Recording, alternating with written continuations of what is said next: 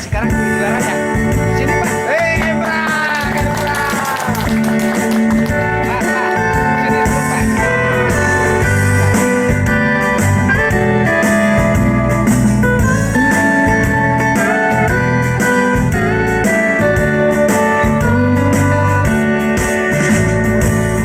Terima kasih.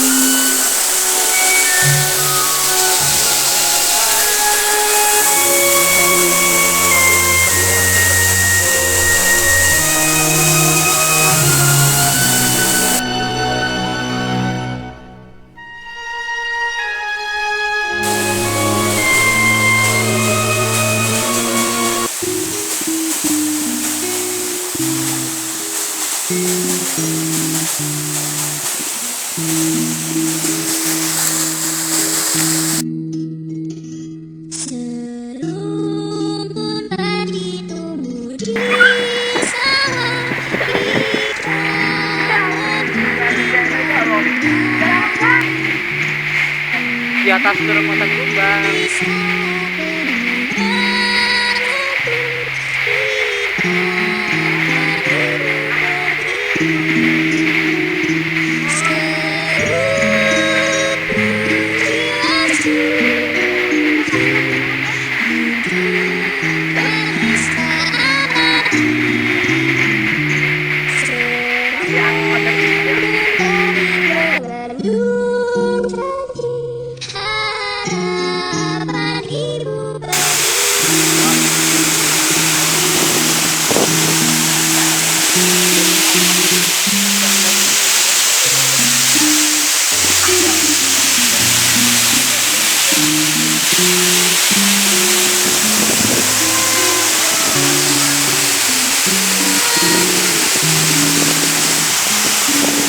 Kalau gandul kah?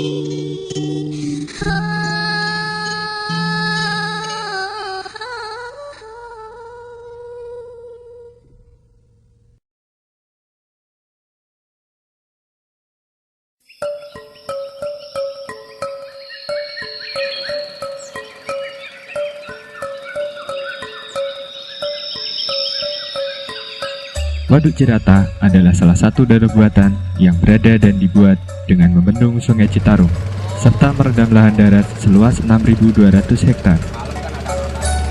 Selain untuk kepentingan pembangkit tenaga listrik, Waduk Cirata menjadi pusat kegiatan ekonomi bagi sebagian masyarakat di seputar waduk, yaitu berupa usaha pemeliharaan ikan pada keramba jaring apung yang diawali pada tahun 1995 dan memberikan kontribusi yang cukup besar dalam menggerakkan perekonomian masyarakat. Praktek tengkulak pun muncul secara alami pada masa-masa kejayaan petani ikan dan menghancurkan impian mereka. Bisa diambil lagi kalau kita masih punya utang. Makanya kita udah bayar pakai kolam, udah impas, udah nggak mau pinjam lagi, mendingan kosong aja itu sisanya gitu. Dari penguasaan bibit, harga pakan, sampai dengan penentuan harga panen, membuat tengkulak menjadi kaya di atas penderitaan petani ikan. Akibat dari praktek tengkulak ini, petani ikan yang masih melanjutkan budidaya di Waduk Cirata tinggal 30%. Dari perkiraan total awal, sebanyak 5.000 orang petani di zona 1.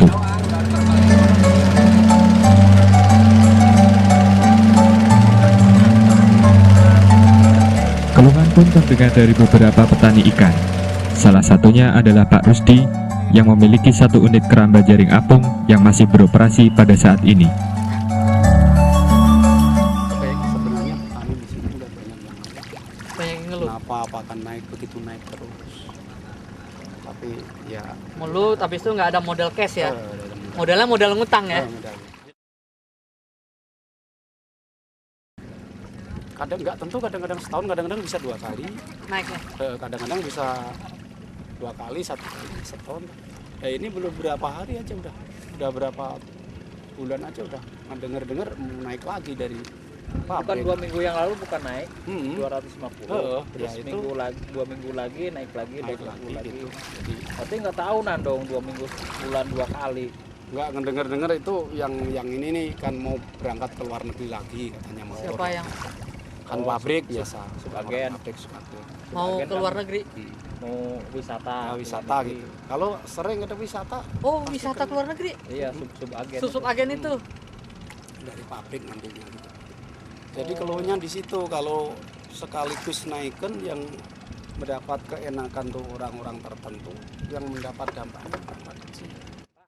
Kadang-kadang kepinginnya mah terutama untuk masalah pakan tuh kalau bisa begini kan dampaknya kan dampak dari ini ya Mas. Dampaknya kan kalau habis store tuh kenapa kok pakan tuh selalu naik terus.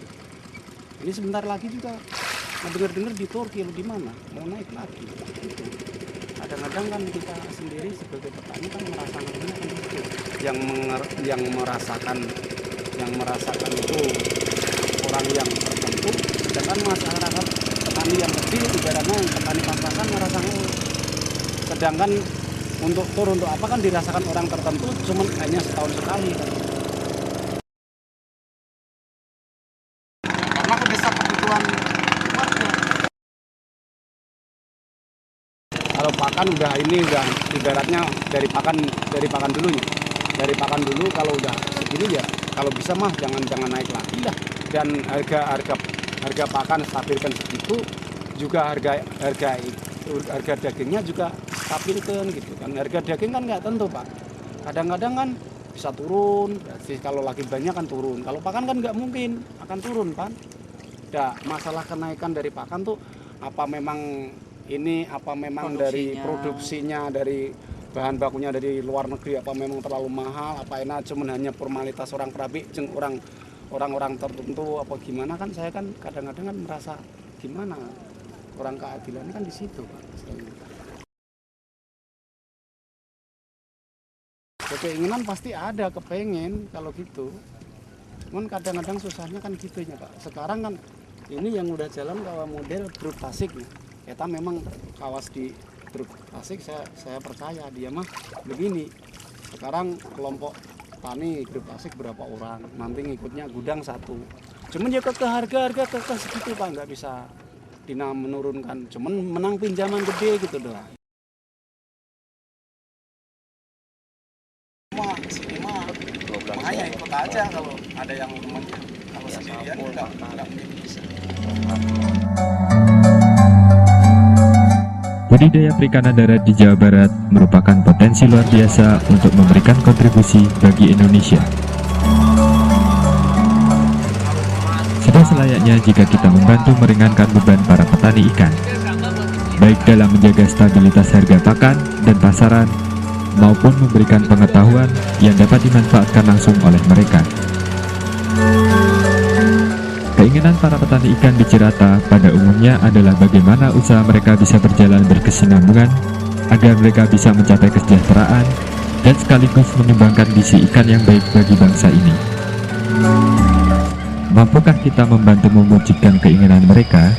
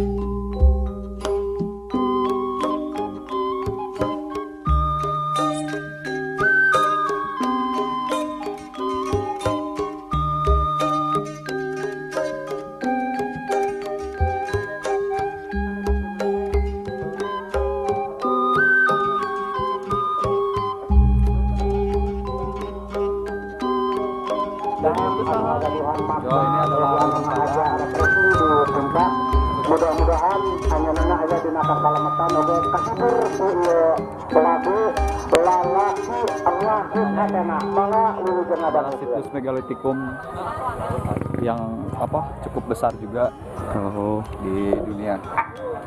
Ya masih dalam proses ini juga sih penelitian. Ya kita lanjutin. Oke. Jalanannya. Bah, itu pausan ngomong paus gila. Iya, mana Pak? Siap deh, Pak.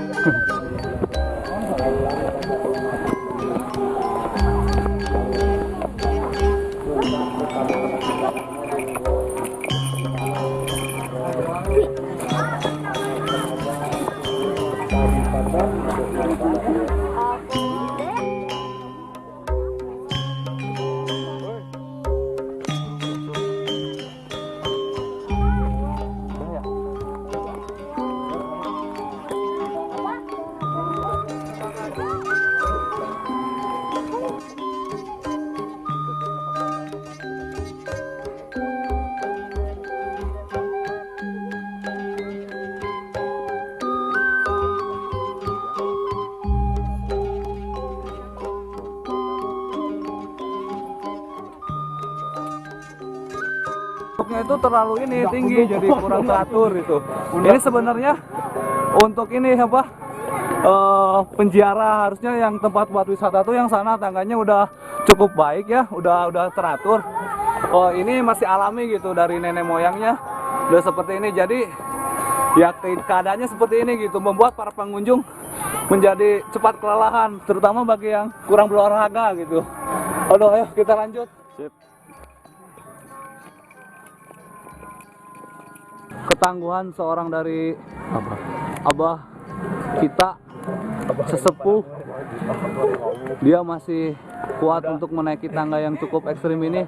Tapi kita yang masih muda, aduh haheos, anak-anak kecil, ibu-ibu yang sepuh, yang anom, mohon maaf ini membawa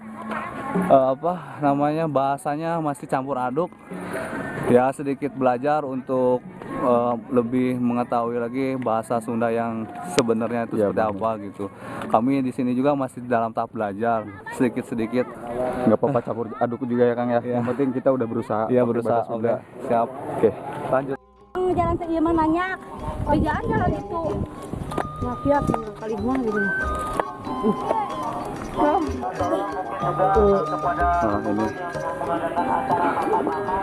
atau berkadasi bersama, tolong dihormat.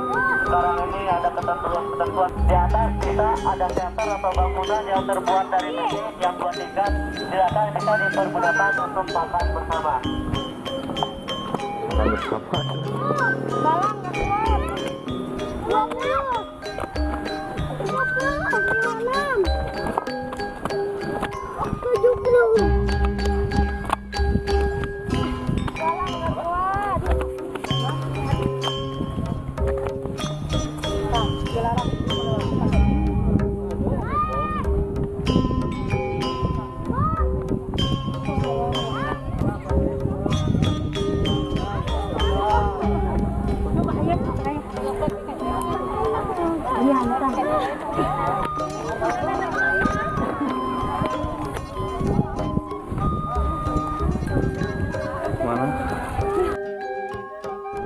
Oh ya, assalamualaikum warahmatullahi wabarakatuh. Kami anak-anak Pacaniti baru nyampe di puncak pertama Gunung Padang dan masih banyak, ada 4 puncak lagi. Mari sekilas kita berbincang-bincang bersama Kuncen di sini dengan Bapak siapa Bapak? Pak Yuda. Oh ini tuh Pak, ini puncak yang pertama terus yang paling besar ya Pak? Ini ya situs Gunung Padang ini baru teras ke-1 atau ya. ke tahap ke-1. Ke sana itu masih ada sekitar 4 tahap lagi atau sekitar 4 kasta 4 tingkat lagi. Oh gitu. Tetapi ini emang teras utama atau tempat yang paling luas atau yang paling besarnya. Ke sana itu sama juga seperti ini, tetapi agak yang paling besar ini. Oh gitu. Ini baru ke teras ke-1. Ada 4 lagi ke sana. Bisa silahkan melanjutkan perjalanan ya, menuju ke teras ke-2 dan sebagainya. Ya mungkin cukup sekian. wawancara dengan Kuncen Bapak Yuda. Kita lanjut lagi ke puncak yang berikutnya supaya kita lebih tahu apa situasi dan suasana di puncak berikutnya. Terima kasih. Terima kasih ya, Pak. Ya sama-sama.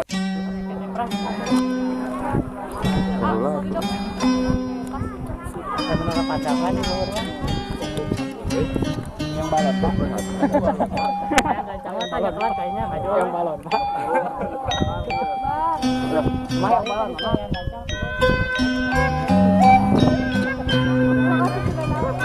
Turun bekasnya di gigi. Yang depan gitu.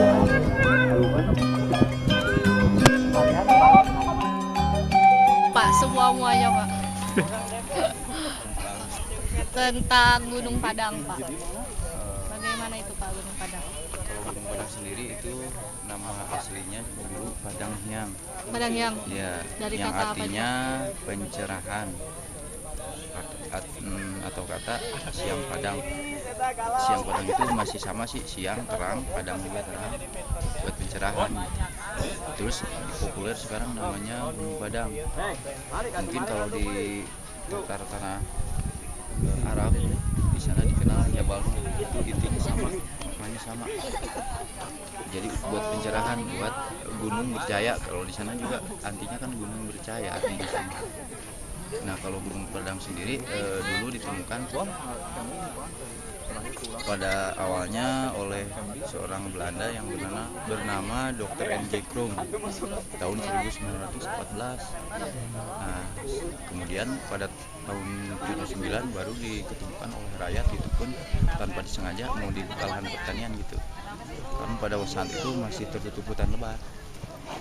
Nah, akhirnya dilaporkan ke Dinas Kebudayaan Serang, Dinas Kebudayaan Cianjur, ya dikelola dari mulai sejak 82 mulai diadakan penelitian lanjutan sampai sekarang pun. Penelitian pertama dari mana Pak?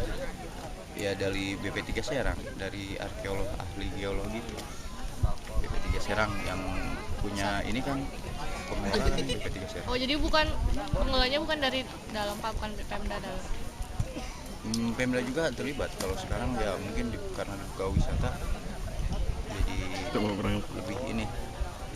lebih mengarah ke wisata sekarang. Kalau dulu kan hanya peziarah yang maksud tertentu. Terus kalau nama-nama di Gunung Padang ini tiap kotaknya kan tiap 1 meter segitu ada maknanya. Udaranya seperti undakan itu ya Pak. Teras ke-1 ada Gunung Masigit. Yang mana Pak? Batu Gamelan di bawah. Oh di bawah.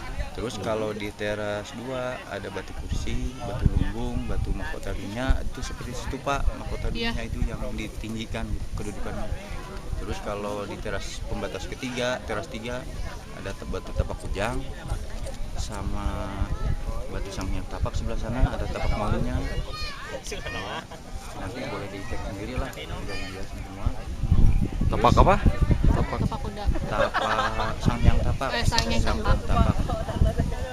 Kalau Tapak Kujang tadi di tengah pembatas teras ketiga di sebelah sana, sisi kiri pintu masuk ke teras ketiga. Nah kalau di teras keempat Batu Kanuragan yang suka diangkat itu kebetulan hari ini lagi disimpan dulu karena rawan bahaya dari kemarin. Kenapa Pak? Banyak kejadian yang kegencet karena tekniknya belum ini, sekitar 85 kilo. Kalau di teras 5 ada Batu Singgasana, kemudian di sisi belakangnya Batu Paraji Sakti.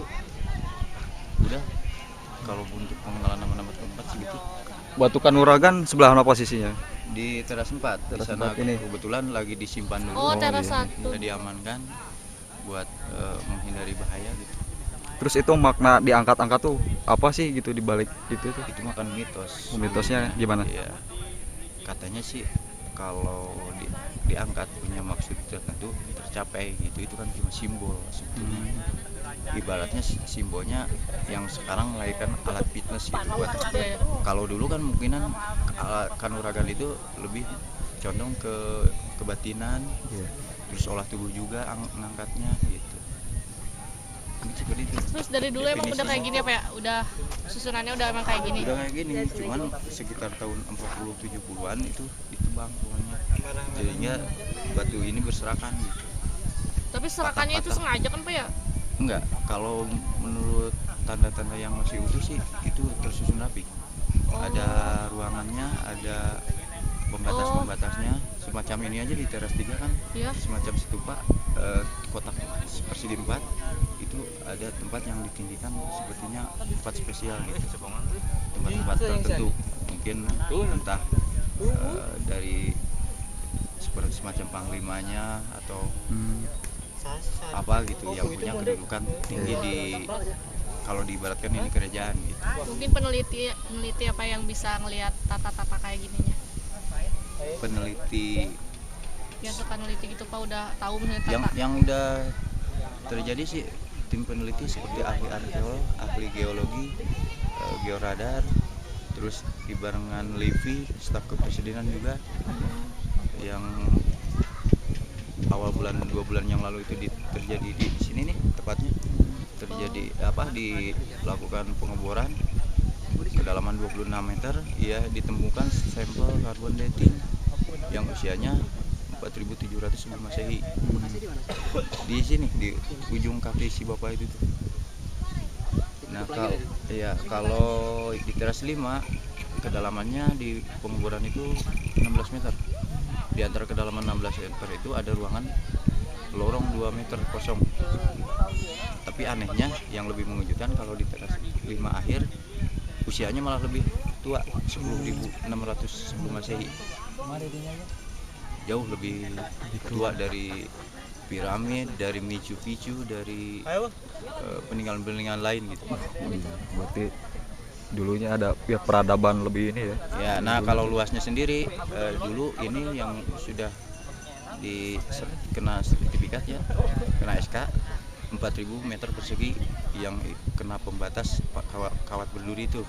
Nah sekarang mulai di penelitian lagi yang katanya sih 75 hektar pembatas sebelah timur sungai, sebelah barat juga sungai, sebelah utara juga sungai. Oh itu apa kawan-kawan? Ya tidak menutup kemungkinan sih sampai radius 150 hektar. Makanya bisa dikatakan 10 kali lipat Borobudur memang benar. Karena penelitian sampai saat ini belum mengarah ke siapa pendirinya atau apakah keraton, apakah kerajaan. Yang jelas pasti ini leluhur kita, terutama Sunda ya yang dulu mengalami kejayaan, sekarang mulai terungkap. Di antaranya gini, saya studi banding masalah peradaban ya, itu tercatat dari abad ke-4 itu sampai ke sini, sedangkan dari abad ke-4 ke belakang itu belum pernah ada yang sepenasaran itu sehingga menelusuri alur sejarah itu gitu. Tidak seperti halnya di Jawa, misalkan abad sekian Borobudur itu jelas. Nah, sedangkan mungkin setingkat Nabi Ibrahim ke sana ada sejarah yang nggak tercatat. Seperti situs megalitikum ini juga kan tidak terdata karena mungkin pada saat itu belum mengenal agama, belum mengenal tulisan, lebih mengarah ke bentuk simbol semacam batu tapak maung itu artinya apa, nggak bisa dibaca secara biasa gitu. Ketemu Pak? Udah, kalau saya sih cuma segitu aja. Terus saya pernah dengar Pak keterkaitan Gunung Padang sama Gunung Gede itu kayak gimana tuh? Kalau Gunung Gede itu ibaratnya begini, ini kan Gunung Padang menghadap ke utara, menghadap 5 gunung. Ya, kalau Gunung Gede didefinisikan sebagai bukan menyembah sih sebenarnya, hanya menyimbolkan yang agung itu sebesar gunung gitu. Karena pada saat itu belum mengenal ketuhanan mungkin, karena jauh lebih berdirinya ada kemungkinan jauh lebih sebelum agama-agama itu sendiri lahir. Oh gitu kan. Terus kalau misalnya ini Pak pemeliharaannya itu dari. Terus ini bangunan ini baru Kang? Apa? Ini Pak, ini nih. Itu balai, Pak. Anggaran bulan 10 2011 sampai 2011 bulan 12. Tempat istirahat Pak. Buat menampung pengunjung yang makan-makan kan sebetulnya nggak boleh di dataran tengah.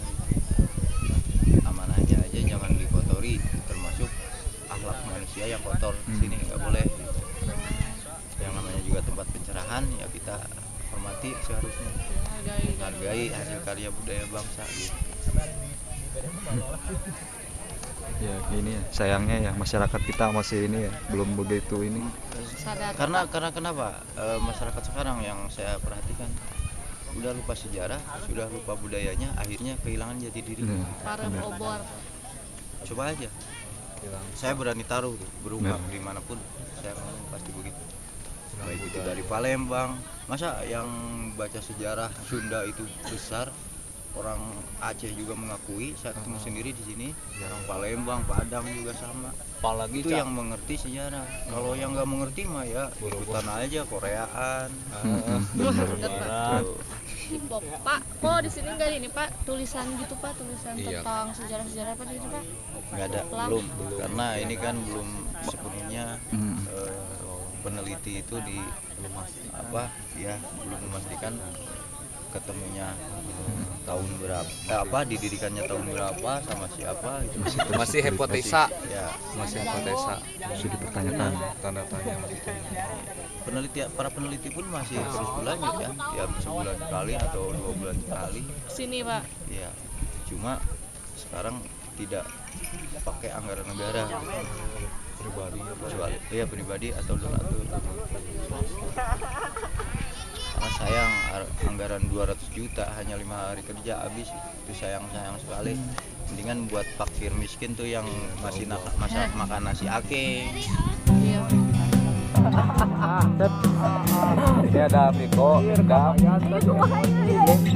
Asugi, ada Kempot, Abi, Pak, Jo, Nggak tahu nih. ya Kang Adriansah, ya, Ardika, Andi, Kang Andinya, kuat yang tuntas satu banget. Iya itu berem saya. Itu berem. Ranti,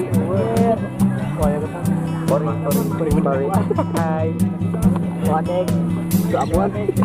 Kang Odek, Balik menit tulisan Kang Septian, Ini gimana ini? Kang Ridwan, Hai, Bang. Kang Ahmad, iya Rizal, Kang Kang Didi, sama Didi pagi itu kameramen, Kameramen itu Kang Boni, jelas ya. Abi, atau Semua guys. nah tadi kamera kita, halo, Kabut. Abi Boni.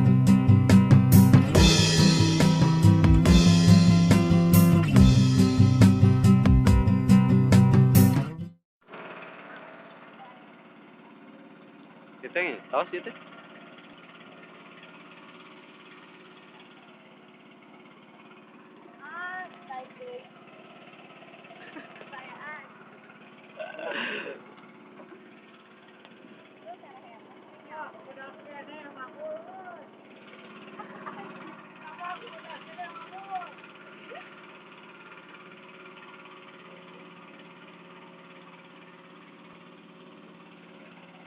Paling saya yang labuh gitu.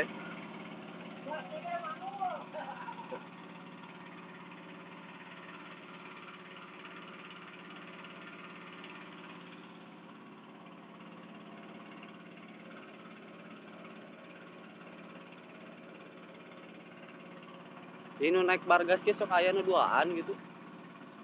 Sok aya. Naik bargas ke duaan gitu. Heeh. Sok aya tara.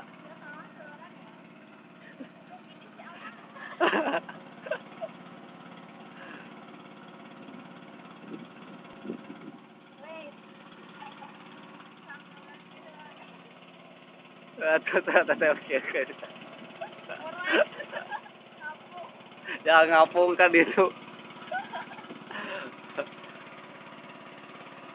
Dia teruskan deh. Video kamera.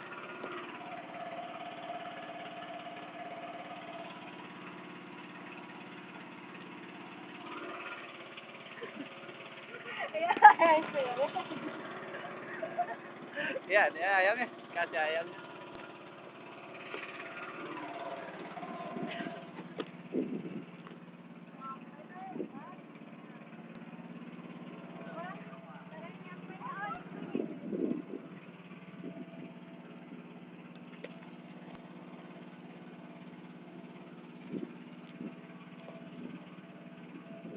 Mana ibu teh di mana? Itu tadi. Mana? Oh. ditu gitu di ditu. Nah, asa di ditu dah. Di mana? Asa di ditu.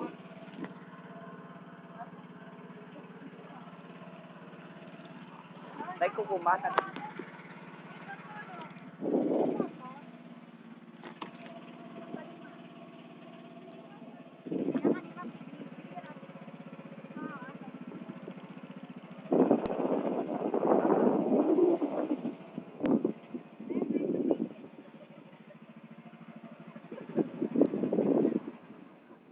Terus? Oh iya, pom bensin. Oh, bensin. Nah, saya bensin mah. Atas maghrib mah.